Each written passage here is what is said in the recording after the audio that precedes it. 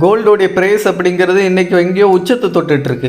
தங்கம் வாங்குறதுங்கிறது கனவாகவே மாறிடுமோ அப்படிங்கிற பயம் பல பேருக்கு இந்நேரம் வர ஆரம்பிச்சிருக்கும். அப்படிப்பட்ட இந்த நேரத்தில் பூமியில் மண்ணுக்கடியில் எடுக்கக்கூடிய தங்கம் அப்படிங்கிறது இந்த பூமிக்கு சொந்தமானது இல்லை, விண்வெளியிலிருந்து வந்தது அப்படின்னு சொன்னால் அவங்கள நம்ப முடியுதா? என்னடா இது பெரிய உருட்டாக இருக்குது, பூமியில் தானே தங்கம் எடுக்கிறோம், அப்போ பூமியில் தானே தங்கமே உருவாயிருக்கணும், நீ என்னடா விண்வெளியிலேருந்து வந்துச்சுன்னு சொல்லிட்டு இருக்க, எங்கடா கதை விடுறியா அப்படின்னு தானே நினைக்கிறீங்க. ஆனால் அது மட்டும் இல்லைங்க, பூமியில் தங்கத்தோட இருப்பு அப்படிங்கிறது கம்மியாயிருச்சு. தங்கம் குறைவான காரணத்தினால தான் தங்கத்தோட விலை அப்படிங்கிறது இன்னைக்கு உயர்றதுக்கு காரணமாக இருக்குது அப்படின்னு பல பேர் நினச்சிட்டு இருப்பீங்க. பட் இதுக்கு பின்னாடி இருக்கக்கூடிய ஃபேக்ட் என்ன அப்படின்னு உங்களுக்கு தெரியுமா? இது எல்லாத்தையுமே இந்த ஒரே வீடியோவில் நீங்கள் தெரிஞ்சுக்க போகிறீங்க. நம்ம சேனலுக்கு இதான் முதல் தடவை வந்துருக்கீங்கன்னா சேனலை சப்ஸ்கிரைப் பண்ணி பெல் நோட்டிஃபிகேஷன் கரெக்டாக செட் பண்ணி வச்சுக்கோங்க. இந்த வீடியோ பார்த்து முடிச்சதுக்கப்புறம் வீடியோ பிடிச்சிருந்துச்சு யூஸ்ஃபுல்லாக இருந்துச்சா வீடியோக்கு ஒரு லைக் கொடுக்கவும் வந்துடாதீங்க. வீடியோ ஹைப் பண்ணி விட்டு நிறைய பேருக்கு சஜஷன் பண்ணுறோமே பண்ணி விட்டீங்கன்னா எனக்கும் கொஞ்சம் சந்தோஷமாக மோட்டிவேஷனாக இருக்கும். வெல்கம் பேக் ஆனது நியூ வீடியோ. நான் உங்கள் சேகர்.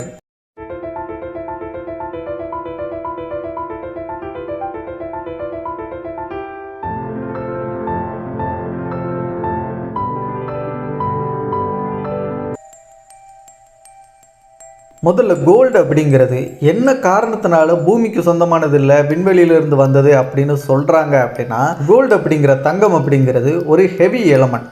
ஸோ அது உருவாகிறதுக்கு பூமியில் கிடைக்கக்கூடிய சூரியனுடைய வெப்பமாக இருக்கட்டும், பூமியோட ப்ரெஷராக இருக்கட்டும், இது ரெண்டுமே பூமியில் இயற்கையாக தங்கம் உருவாகிறதுக்கு ஏற்ற அளவில் இருக்குதான்னு கேட்டால் இல்லவே இல்லை. கோல்டு உருவாகிறதுக்கு அதிகப்படியான மிக மிக அதிகமான எரிசக்தியும் ப்ளஸ் நியூட்ரான்ஸ் அப்படிங்கிறது தேவைப்படும். இதை அடிப்படையாக வச்சு தான் பூமியில் தங்கம் உருவாகிறதுக்கு இயற்கையாக வாய்ப்பு இல்லை. நிச்சயமாக அது பூமியிலுக்கு வெளியிலிருந்து விண்வெளியிலிருந்து வந்திருக்கக்கூடிய ஒரு பொருளாக தான் இந்த தங்கம் அப்படிங்கிறது இன்றைக்கி பூமியில் கிடைக்கக்கூடியதாக இருக்க முடியும் அப்படின்னு பல ஆய்வாளர்களும் விஞ்ஞானிகளும் சொல்கிறாங்க. அப்போ உண்மையிலே தங்கம் அப்படிங்கிறது எப்படி தான் உருவாகுது அப்படின்னு கேட்டால், இப்போ நம்ம சூரியனையே உதாரணமாக எடுத்துக்கலாம். சூரியனுக்கும் தங்கத்துக்கு என்னடா சம்பந்தம் அப்படின்னு தான் நினைக்கிறீங்க? தொடர்ந்து ட்ராவல் பண்ணுங்கள், உங்களுக்கே புரியும். இப்போ நம்ம சூரியன் அப்படிங்கிறது ஒரு நட்சத்திரம். ஸோ சூரியன் மாதிரி இருக்கக்கூடிய நட்சத்திரம் தன்னுடைய வாழ்நாளோடைய கடைசி பகுதியில் ஒரு சூப்பர் நோவாவாக வெடித்து சிதறும். ஸோ அது வெடித்து சிதறதுக்கப்புறம் அதோடைய மையப்பகுதி மட்டும் மிச்சம் இருந்து நியூட்ரான் ஸ்டாராக உருவாகும். ஸோ இப்படி உருவாகக்கூடிய நியூட்ரான் ஸ்டார்கள் எல்லாமே இறந்து போன நட்சத்திரங்களுடைய மிச்சம் அப்படின்னு தான் சயின்டிஸ்ட்டுங்களை சொல்லுவாங்க. ஆனால் இந்த நியூட்ரான் ஸ்டார்கள் என்னதான் இறந்து போன நட்சத்திரங்களுடைய மிச்சமாக இருந்தாலும் அளவில் பார்க்கறதுக்கு நம்ம பூமியோட சைஸுக்கு தான் இருக்கும். என்னதான் ஒரு நட்சத்திரம் அப்படிங்கிற பேருக்கு ஏற்ற மாதிரி பிரம்மாண்டமாக இல்லாட்டியும் கூட அதோடைய அடர்த்தி அப்படிங்கிறது நம்ம கொஞ்சம் கூட கற்பனை கூட பண்ணி பார்க்க முடியாத அளவுக்கு ரொம்பவே அதிகமாக இருக்கும். ஃபார் எக்ஸாம்பிள், ஒரு நியூட்ரான் ஸ்டாரோடைய ஒரு டீஸ்பூனோடைய அளவு அடர்த்திங்கிறது நம்ம பூமியில் இருக்கக்கூடிய எவரெஸ்ட் மவுண்டனுடைய இடைக்கு சமமாக இருக்கும். ஸோ அந்த அளவுக்கு மிக அடர்த்தியான ஒரு நட்சத்திரமாக தான் இந்த நியூட்ரான் ஸ்டார்கள் இருக்கும் இந்த பிரபஞ்சத்தில். அப்படி உருவான அந்த நியூட்ரான் ஸ்டாரை காட்டிலும் மற்ற நட்சத்திரங்கள், நார்மலாக நம்ம சூரியன் மாதிரியான நட்சத்திரங்கள், அதோடைய வாழ்நாளில் அது உருவாக்கக்கூடிய ஹெவியான எலமெண்ட்ஸ் அப்படின்னா அது அயன் தான். சில நட்சத்திரங்கள் நிக்கல் மாதிரியான ஹெவி எலமெண்ட்ஸை கூட உருவாக்குது அப்படின்னு சயின்டிஸ்ட்களால் சொல்லப்படுது. ஸோ நியூட்ரான் ஸ்டாரை விட பல மடங்கு பெரிய சைஸில் இருக்கக்கூடிய நட்சத்திரங்களே அயன், நிக்கல் மாதிரியான ஹெவி எலமெண்ட்ஸை தான் உருவாக்குது. ஆனால் இந்த நியூட்ரான் ஸ்டார் அந்த நட்சத்திரத்தை காட்டிலும் ஹெவி எலமெண்ட்ஸை உருவாக்கக்கூடிய நட்சத்திரம் தான் இந்த நியூட்ரான் ஸ்டார்கள். அதுக்கு காரணம் அதோடைய சைஸ் அப்படிங்க ரொம்ப சின்னதாகி கம்ப்ரஸ் ஆகியிருக்கும். ஸோ கம்ப்ரஸ் ஆகி இருக்கிறதுனால அந்த ஹெவி எலமெண்ட்ஸ் அப்படிங்கிறத அதுக்குள்ளே ஈஸியாக நிறைய உருவாகுது. பட் ஆனால் கோல்டு மாதிரியான ஹெவி எலமெண்ட்ஸ் உருவாகிறதுக்கு அதிகப்படியான அந்த எனர்ஜி அப்படிங்கிறது தேவைப்படும். ஸோ அந்த எனர்ஜி எங்கேருந்து கிடைக்குது, எப்படி உருவாகுது அப்படின்னு சயின்டிஸ்ட்டுங்க ரொம்ப வருஷமாக ஆராய்ச்சி பண்ணிட்டு இருக்கும்போது அதுக்கு கிடைச்ச ஒரு விடை தான் ஆர் ப்ராசஸ், அதாவது ரேபிட் நியூட்ரான் கேப்சர் ப்ராசஸ்ன்னு சொல்லப்படக்கூடிய ஒரு ப்ராசஸ். இது ரொம்ப ஸ்லோ ப்ராசஸாக இருக்கக்கூடிய ஒன்று தான். அதாவது இரண்டு நியூட்ரான் ஸ்டார்கள் ஒன்றோடு ஒன்று மோதும் போது அதுக்குள்ளே இருக்கக்கூடிய சாதாரண அயன் மாலிகுல்ஸ் எல்லாமே இன்ஸ்டண்ட்டாக சில செகண்ட்ஸ்க்குள்ளேயே ஹெவி எலமெண்ட்ஸாக உருவாகும். லைக் கோல்டு, பிளாட்டினம், அதுக்கப்புறம் சில்வர் மாதிரியான எலமெண்ட்ஸ் எல்லாமே இந்த மாதிரி தான் உருவாகுது. ஸோ நார்மலாக அந்த நட்சத்திரத்தில் இருந்த அந்த அயன் மூலக்கூறுகள் அப்படிங்கிறது அழிஞ்சு போய் ஹெவி எலமெண்ட்ஸாக உருவாகும். அப்படி ஹெவி எலமெண்ட்ஸாக உருவான அந்த மோதலின் காரணமாக இருந்த எல்லாமே விண்வெளிக்கு தூக்கி வீசப்படும் ஒரு கிளவுடு மாதிரி உருவாகும். லைக் நெபுலா மாதிரியான ஒரு கிளவுடை உருவாக்கும். அந்த கிளவுடில் இந்த ஹெவி எலமெண்ட்ஸ் இருக்கக்கூடிய ஒரு கிளவுடாக இருக்கும். பட் இப்படி தூக்கி வீசப்பட்ட அந்த மூலப்பொருட்கள் எல்லாம் சேர்ந்து அந்த கிளவுட் அப்படிங்கிறது கிராவிடேஷனல் ஃபோர்ஸ் காரணமாக திரும்ப எல்லாமே ஒன்றோட ஒன்று சேர ஆரம்பிக்கும். அப்படி சேரும் போது அந்த கிளவுடில் பிளானட்ஸ்களும் உருவாகும். லைக் ஆஸ்ட்ராய்டுன்னு சொல்லப்படக்கூடிய விண்கற்கள் மாதிரியான விஷயங்கள் கூட அந்த கிளவுடில் உருவாகும். ஸோ இந்த மாதிரி விண்கற்கள் உருவாகும் போது அந்த கிளவுடில் இருக்கக்கூடிய அந்த ஹெவி எலமெண்ட்ஸ்னு சொல்லப்படக்கூடிய கோல்டு, சில்வர், அதுக்கப்புறம் பிளாட்டினம் மாதிரியான எலமெண்ட்ஸ் மூலப்பொருட்களும் சேர்ந்து தானே இருக்கும். ஸோ அதுவும் சேர்ந்து ஒரு ஆஸ்ட்ராய்டாவோ ஒரு கிரகமாகவோ உருவாகும். அதாவது அந்த மூலப்பொருட்கள் இருக்கக்கூடிய கிரகங்கள் இல்லாட்டி விண்கற்கள் அப்படிங்கிறது ஒன்றா சேர்ந்து உருவாக ஆரம்பிக்கும். ஸோ இந்த மாதிரி ஒரு விண்கற்களில் தங்கம் இருக்கிறதுக்கும் சில்வர் இருக்கிறதுக்கும் பிளாட்டினம் இருக்கிறதுக்கும் காரணம் இந்த மாதிரி ஸ்டார் அப்படிங்கிற ஒன்றோடு ஒன்று மோதி அது மூலமாக இந்த ஹெவி எலமெண்ட்ஸ் உருவாகி அதுக்கப்புறம் அந்த ஹெவி எலமெண்ட்ஸால் உருவான அந்த டஸ்ட் கிளவுடில் இருக்கக்கூடிய விஷயங்கள் கிராவிடேஷன் ஃபுல்லால் ஒன்று சேர்ந்து பிளானட்ஸாவோ அல்லது ஆஸ்ட்ராய்டுகளாகவோ உருவாகி இன்றைக்கி சில விண்கற்கள்லையும் தங்க மாதிரியான விஷயங்கள் இருக்கிறதுக்கு காரணம் இந்த மாதிரியான விஷயம் நடக்கிறதுனால தான் அப்படின்னு ஆய்வாளர்கள் சொல்கிறாங்க. எக்ஸாம்பிளுக்கு ஸ்பேஸில் சுற்றிட்டு இருக்கக்கூடிய ஹெவி எலமெண்ட்ஸ் ரிச்சாக இருக்கக்கூடிய ஒரு ஆஸ்ட்ராய்டு கூட 16 சைக்கி அப்படின்னு சொல்லப்படக்கூடிய ஒரு விண்கல் ஒரு ஆஸ்ட்ராய்டில் நிக்கல் அதுக்கப்புறம் கோல்டு மாதிரியான எலமெண்ட்ஸ் அப்படிங்கிறது அதிக அளவில் இருக்க விண்கல்ல அப்படின்னு சொல்லிட்டு சயின்டிஸ்ட்டுங்க கண்டுபிடிச்சிருக்காங்க. அண்ட் இந்த விண்கல்ல இருக்கக்கூடிய அந்த கோல்டை மட்டும் எடுத்துகிட்டு வந்து நம்ம பூமியில் வந்து எடுத்து மதிப்பிட்டு பார்த்தா எவ்வளோ வருது தெரியுமா? 100 குவாட்ரில்லியன், அதாவது ட்ரில்லியன் இல்லைங்க, குவாட்ரில்லியன் அளவுக்கு மதிப்பு கொண்ட அந்த கோல்டு அப்படிங்கிறது இந்த ஒரு விண்கல்ல மட்டுமே இருக்குது. ஸோ இந்த மாதிரி பல விண்கற்களில் இந்த ஹெவி எலமெண்ட்ஸாக சொல்லப்படக்கூடிய நிக்கல், கோல்டு, சில்வர், அதுக்கப்புறம் பிளாட்டினம் மாதிரியான எலமெண்ட்ஸோடு இருக்கக்கூடிய விண்கற்கள் தனித்தனி ஏகப்பட்டது இருக்குது. ஒவ்வொரு விண்கற்களையும் ஒவ்வொரு விதமான எலமெண்ட்ஸ் வந்து தனித்தனியாக இருக்குது.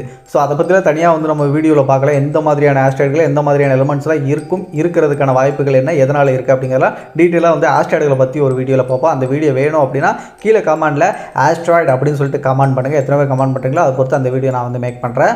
சரி, இப்படி இந்த மாதிரி ஹெவி எலமெண்ட்ஸாக இருக்கக்கூடிய அந்த ஆஸ்ட்ராய்டுகள் அப்படிங்கிறது இந்த ஸ்பேஸில் சுற்றிட்டு இருக்கு. ஈவன் நம்மளுடைய சோலார் சிஸ்டத்தில் கூட ஆஸ்ட்ராய்டு பெல்ட், வூட் கிளவுட், அதுக்கப்புறம் குவைப்பர் பெல்ட் மாதிரியான விஷயங்களில் இந்த மாதிரி விண்கற்கள் அப்படிங்கிறது சுற்றிட்டு இருக்கிறது நம்ம எல்லாருக்குமே பொதுவாக தெரியும். இப்போ பூமிக்கு தங்கம் விண்வெளியிலேருந்து தான் வந்துச்சு அப்படின்னு சொல்கிறதுக்கு உதாரணமாக இந்த விண்கல்ல தான் சொல்கிறாங்க. விண்கல்ல அந்த தங்கம் இருக்கிறத வச்சு ஸோ பல கோடி வருஷங்களுக்கு முன்னாடி பூமி உருவாகிற சமயத்தில் ஒரு நெருப்பு பந்து மாதிரி தான் தெரிஞ்சிட்டு இருந்துச்சு. ஸோ அப்படி பூமி உருவாகிறதுக்கே பல விண்கற்கள் எல்லாம் ஒன்றா சேர்ந்து மோதி அதுக்கப்புறம் மெர்ஜ் ஆகி தான் பூமிங்கிற ஒரு கிரகம் அப்படிங்கிறது இன்றைக்கி உருவாகியிருக்கு இல்லையா? ஸோ அப்படி உருவாகும் போது சேர்ந்து எல்லாம் ஒன்றா சேர்றது மட்டும் இல்லை, சில விண்கற்கள் சின்ன சின்னதாக வந்து பூமிக்குள்ளே நுழைஞ்சு பூமியோடைய அந்த தரைப்பகுதியில் மோதி இம்பாக்டை ஏற்படுத்தியிருக்கு. மெட்ராய்ட்ஸ் சொல்லப்படக்கூடிய அந்த விண்கற்கள்லாம் மோதல் ஏற்படுத்தியிருக்கு. பல ஆயிரம் வருஷங்கள் தொடர்ந்து நிறைய விண்கற்கள் வந்து ஒரு மணி நேரத்துக்கு 100, 200, 300, ஆயிரக்கணக்கான விண்கற்கள் மோதிருக்கு. ஸோ அப்படி மோதும் போது சில விண்கற்கள் வந்து அப்படியே தண்ணீரையும் பூமிக்கு கொடுத்துருக்கு. இன்னும் சில விண்கற்கள் வந்து உயிர்களை கொடுக்கறது கூட விண்கல்லேருந்து வந்தது தான் அப்படின்னு சொல்கிறாங்க. இன்னும் சில பேர் என்ன சொல்கிறாங்கன்னா இந்த கோல்டு அப்படிங்கிறதும் அதே விண்கல்ல இருந்து தான். இந்த மாதிரி நம்ம விண்கல்லில் வந்து கோல்டு இருக்க கண்டுபிடிச்சிருக்கு இல்லையா? ஸோ அதை உதாரணமாக வச்சு இந்த கோல்டும் அதே மாதிரி விண்கல்ல வந்து மோதி அது பூமியில் வந்து கிடச்சிருக்கிறதுக்கு வாய்ப்பு இருக்குது அப்படின்னு சொல்கிறாங்க. ஆனால் அந்த கோல்டு அப்படிங்கிற ஆரம்பத்தில் பூமி வந்து எரிஞ்சிட்டு இருந்ததுனால அந்த விண்கற்கள் உருகி அந்த ஹெவி எலமெண்ட்ஸ் எல்லாமே உருகி நேராக பூமியோடைய கோர் பகுதியை நோக்கி பூமிக்கு அடியில் போயிடுச்சு. அதுக்கப்புறம் தொடர்ந்து மறுபடியும் சில பில்லியன் ஆண்டுகளுக்கு அப்புறம் மோதல் மறுபடியும் ஏற்பட்டதுனால திரும்ப மறுபடியும் அந்த ஹெவி எலமெண்ட்ஸ் அப்படிங்கிறது மேலே கொஞ்சம் வர ஆரம்பிச்சிருக்கு. ஸோ அப்படி தான் இன்றைக்கி தரையில் நம்ம வந்து வெட்டி எடுக்கக்கூடிய தங்கங்கள் எல்லாமே பாதி கோருக்கு கீழே போயிடுச்சு, மீதி வந்து மேலே இருக்குது. ஸோ மேலே இருக்க நம்ம எடுத்துடுறோம். கோருக்கு பக்கத்தில் இருக்கக்கூடிய இன்னும் அடி ஆழத்தில் இருக்கக்கூடிய கோல்டை நம்மளால் எடுக்க முடியலை. அதுக்கான மிஷினும் அதுக்கான டெக்னாலஜியும் நம்மகிட்ட கிடையவே கிடையாது அப்படிங்கிறத உண்மை. சிம்பிளாக சொல்லணும்னா கோல்டு அப்படிங்கிறது ஆஸ்ட்ராய்டு மூலமாக தான், விண்கல் அப்படிங்கிற அந்த ஒரு விஷயத்து மூலமாக தான் பூமிக்கு வந்திருக்கு. ஆனால் பூமியில் இயற்கையாக தங்கம் உருவாக்க மாதிரியான அந்த சக்தியும் சரி, அதுக்கப்புறம் நியூட்ரான்ஸ் அப்படின்னு சொல்லப்படுறதும் அந்த அளவுக்கு அதிக அளவில் நம்ம பூமியில் இல்லை. ஸோ ப்ரெஷரும் கம்மி, வெப்பமும் கம்மிங்கிற காரணத்தினால பூமியில் இயற்கையாக உருவாக்குறதுக்கு வாய்ப்பு கிடையாது. ஸோ இந்த மாதிரி தான் வந்திருக்கு. ஆனால் இன்றைக்கி தங்கத்தோடைய விலை அப்படிங்கிறது ரொம்ப அதிகம் உச்சத்தை தொட்டுட்ருக்கு.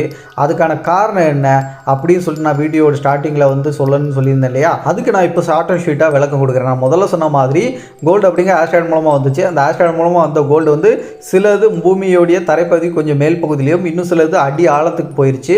அடி ஆழத்துக்கு போனது நம்மளால் எடுக்க முடியாது. ஸோ அதுக்கான டெக்னாலஜிகள் இல்லை.